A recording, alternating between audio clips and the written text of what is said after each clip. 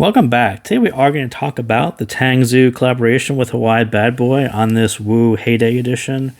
So very, very nice all-metal build this time. So faceplate is metal. I think it was metal last time too as well, but now in this gunmetal gray, electrochrome plated. I'm not sure exactly how they describe it, but it's a bit of a fingerprint magnet, so I'll try not to touch it too much. But there's the TANGZU logo, Hawaii Bad Boy logo. You get a little vent down there with a left-right indicator, and the 2-pin is slightly recessed. So, and it's like there's two vents there as well. So, super nice build, super nice metal shell. I don't want to touch it too much yet, otherwise we'll get crazy fingerprints on it. But we do want to talk about the upgrade cable here for a second. So this is pretty much what you would expect to find in any store upgrade cable, Triple Win or Nice HCK. It is a super nice looking 4-core cable. You'd probably expect to pay about $30 or $40 for something like this. It's super, super nice looking. And not only that, but modular as well. So you can actually pull this guy off. Nice modular connectors. I think the only nitpick I would have on it is this connector itself is actually a little bit big, a little bit thicker maybe. It's kind of a nice barrel shape to it. It's a little bit big, maybe a little bit long, but cable itself not only looks great, looks like an upgrade cable, measures well as well. Surprisingly low. I mean, your typical stock cable measures about 0.35 ohms in impedance. This one on the high side was about 0.2, went down to about 0.17. So this is probably going to be a lot nicer than most of your cables that you own in your collection. It's actually very, very nice, and I could probably go on about it, but I will stop and we'll actually get to the review. So here are, I think, what the main changes are that I think Hawaii Bad Boy had described. So the bass from the original Wu was a little bit more elevated, a little sub-bassier. So the new Heyday edition brought that back down into a little more neutral style. Mids are kind of pretty similar. And then you also get this relaxation of the lower treble, especially in the pin and gain area. So for those of you who watch Hawaii Bad Boy's videos, that's not all that surprising. He's not really a huge fan of fatigue. He is definitely a fan of a more relaxed version here, and even a more relaxed version here for those cymbal strikes and other things that tend to jump out of place. So I think overall, kind of a relaxation of the bass, relaxation here, a more relaxed sound, very, very nice, very much in line with my style. I'm kind of a planar fanboy anyway, but kind of a more relaxed, long session set is sort of right up my alley. So not too shocking that I like this one very much. But let's kind of start at the beginning and let's talk about the Planar Gangs, right? So the original sets, 7Hz Timeless, S12, even PR1 Pro, I call that the fun gang. Those are the brightest ones. Fun, lots of bass, fun, a little bit bright, but they're tech forward, right? There's no mistaking when you heard Timeless for the first time that you were hearing some technicalities, technicals that you really haven't heard at that price point before.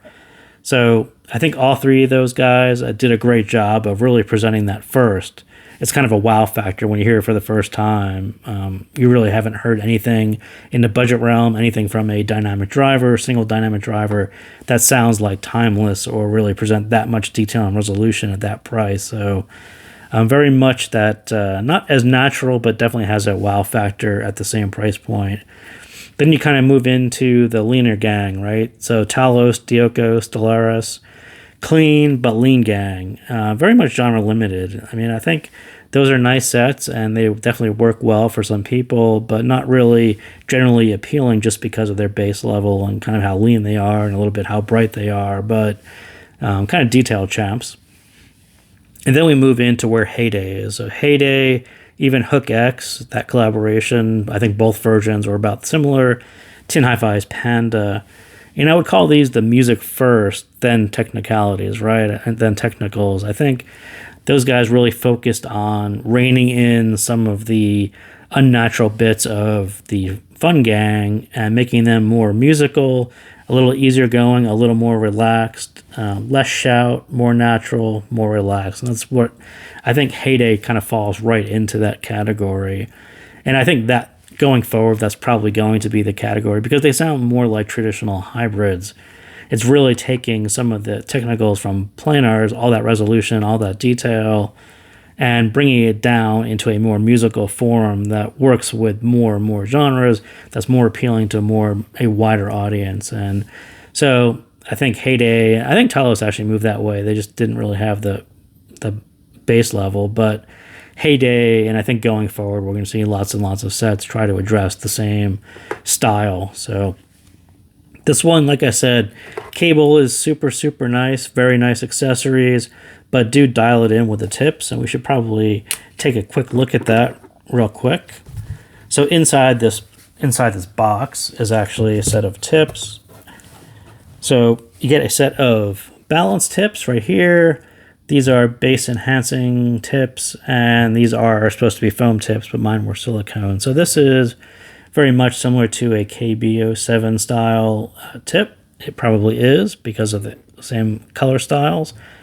This one, and I forgot there's actually a name for this style too. It's just a more narrow bore that actually gives you a little more bass.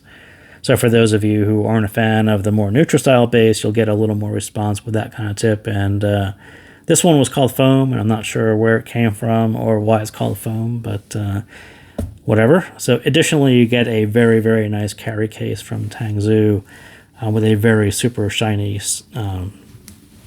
zipper on it, which you can kind of see shining there brightly. So accessories, super, super nice, but do dial it in. I think whether you use the tips that are in the box or whatever tips you have in your house, I think I would definitely dial this one in with tips. I like the deeper fit on this one. I do, even if you have other cables, try other cables. Like I said, that cable is a bit spectacular for being included as a built-in stock cable, but if you've got one, try one. If you're into that, do rotate your cables, change some sources, and volume is probably the most important one on that whole sheet. This one is very, very even sounding. It scales very, very well with volume. For those of you who may be lower volume listeners, or you like those very energetic female vocals, either use wideboard tips, play with the volume. There's lots of things that you're going to have to do to really dial this one for your personal preferences. I actually did like Spiral Dots ++. I thought those were very good on this set. And we'll kind of get to it in a minute. Is the imaging is very important on this set, and it's very, very good when you match it with the right tips for your ears. So those work on my ears. TRI's Clarion did not work for my ears, but whatever you got in your house, I wouldn't necessarily go out and buy anything. Certainly use the ones in the box. Whatever you have, try whatever you have, because the imaging is actually quite spectacular. And if you can actually bring it even better, I would try it. I spent a lot of time trying lots of tips, lots of sources. That's why this review took a little bit longer. It's just a lot of fun to play with different flavors that you get from different tips on this set. And as I said, pay extreme attention to imaging on this set. It's very, very good, but with the wrong tips, it will actually go away and the stage will shrink, and you don't want that to happen. It's very spectacular the way it is. It's kind of magic, and so pay extreme attention to tip rolling and pay attention to that imaging. So sound, and we'll do a lot of these in sort of head-fi style pros and cons. So relaxed, like I said, this relaxed natural, I'm going to say that 10 or 12 times. Relaxed natural, subtle sub-bass focus, right? The whole center of gravity is shifted just a little bit to the left. So I would call it, it can be mid-centric, and I think of it as a mid-centric set, but as far as, I think the bass does drag the center of gravity just a little bit there to the sub-bass, but still engaging, imaging magic, like I said, without resorting to overly lean bass. So these guys, that group 2, sort of did that imaging well, but they did it with a very, very lean bass, little genre-limiting bass. Heyday does it without really resorting to doing a lean bass. So it's a bit magic how they do that, how you keep the imaging, spot on and sharp with a really amount of bass that works very well for lots of genres. And then like I said, use tips to really tune it in, to fine tune to your preferences. The cons of this style: planar treble seekers, resolution rankers, bass shakers, air chasers. You guys who have lots of roles on Discord for what you like in particular, that tend to be off of, maybe mid-centric. I think you guys are going to find it either too relaxed or too natural. And I kind of joke and say, there's some people have, pin gain compensation is called compensation for a reason. There's no magic number that works for you, that works for me. Our ears are all different in how we hear things. And what I would consider very natural is, maybe less than the amount of air that you like, or the less amount of treble. All these things are variable on how you hear things and what you consider natural. So this one tries to pick a middle of the road. It's a very likable middle of the road signature, a little bit safe. So if you like to be a little bit more on the edges of it, kind of be an outlier, one of these guys, then you're probably going to find it just a bit too relaxed. So bass. I've been waiting for someone to really split the Timeless and Dioko bass shelf. And let's take kind of a quick look at what I'm talking about here. So on planars, I've talked a lot about this. Timeless, S12, PR1 Pro, lots and lots of sets use this blue line, this upper bass shelf, which is a little bass heavy. Some people found it a little bit too heavy, a little bit too distracting. And then on the bottom, like I said, that lean gang is actually the red, so a bit lean on the bass. Cleaner, leaner, that's what that line is. So I was really waiting for someone like Wu Heyday to really split this line. And I think that was a great choice to try it. I think it works out well. I think the one in the middle tends to be the one that actually works out best, because it's, a safer bet, right? People who complain about the blue line, it's too much. People complain about the red line, it's not enough. Green line is sort of the Goldilocks line between the two. So very, very much I was waiting for someone to really do this. And like I said, too much fun, you end up with a bass that's a little less defined. Too little is too lean, and it really plays into planar sheen. More energy in the sub bass keeps the bass relaxed and extends deep like a planar really should. And for you Michael Bruce fans, he actually talks about the song quite a bit. Rain by Breakage, very clean sub bass, especially after 54 seconds. It goes really deep, and if you have any doubts that this is an overly relaxed bass and the level's a bit too low, what you're really looking for in planar bass is that deep extension, and that's exactly what that set does for you. And for me, it's kind of hearing a track with that much low energy is a bit disturbing. But he likes that one, and it's actually kind of fun to listen to how deep this can go, at 30 hertz, how much energy there actually is on this set, and it's all there. So the cons of this style bass: mid-bass impact is less than the Fun Gang, right? You guys who like the bigger V shape of this one, the one that really kind of bangs your ears around, that's not what this one is. It's definitely a more relaxed style bass. The energy is actually pushed out to the sub bass. Maybe there'd be more definition with more mid-bass. It's really hard to figure out what would really happen with a little more mid-bass, if that would really help or hurt it. I don't really know. I think it would be an interesting experiment. But for me, and the only reason I really brought this up is you get the same problem with mixing dynamic drivers and balanced armatures. You get a crazy amount of detail and transient sharpness, edges with a planar. And if the bass doesn't exactly match that, right? If you're trying to match a dynamic driver to the balanced armature, and the dynamic driver doesn't have quite the amount of definition of the balanced armature, you just notice it. And I sort of think I noticed it, and I sort of did. I think bringing the bass level down probably helped it, and I probably would prefer this set over the original for this simple reason, because I think the end-to-end is probably better. But yeah, I don't really know what would happen if it had some more mid-bass and a bit more slam. Would it just be distracting, or would it have helped? It's kind of a future topic to explore. So the mids, like I said, sort of primary characteristics, that natural, very textured Goldilocks weight. These aren't very heavy mids. They're not very lightweight mids. It's sort of right there in the middle. Like I said, I think the middle line tends to work out pretty well for a very safe tuning. And what you end up with is almost linear male to female vocals. You don't get those male vocals getting heavy and thick, and you don't get those female vocals being overly energetic and fatiguing. For me, this one leads mid-centric with that relaxed bass and treble, right? You pull down both sides of the mids and you end up with something that focuses a little more attention on the mids, and that's exactly what happens here. And for me, it really takes me into those quiet vocals, vocal-centric songs, whereas these guys really focused on bass and treble. This one tends to bring me right into the middle. Like I said, Heyday tends to focus right in the middle. Detail is really balanced and not biased towards the attack. These guys tend to be a little attack-centric, that very sharp edge on those trenchets. You don't really hear the decay, and, when you quiet all that stuff down, you start to hear the balance in detail and resolution, and that's what you get on Heyday. Very, very nice, very subtle, that you really notice these things. It's kind of a top-of-the-line style thing to listen to. So I know people love these big hard edges and loud treble and things that are really super bright and in your face, but the subtlety that you get on Heyday and some planars, like even with Talos, that's some real top-of-the-line stuff, and it's very, very cool to listen to when you kind of get into it.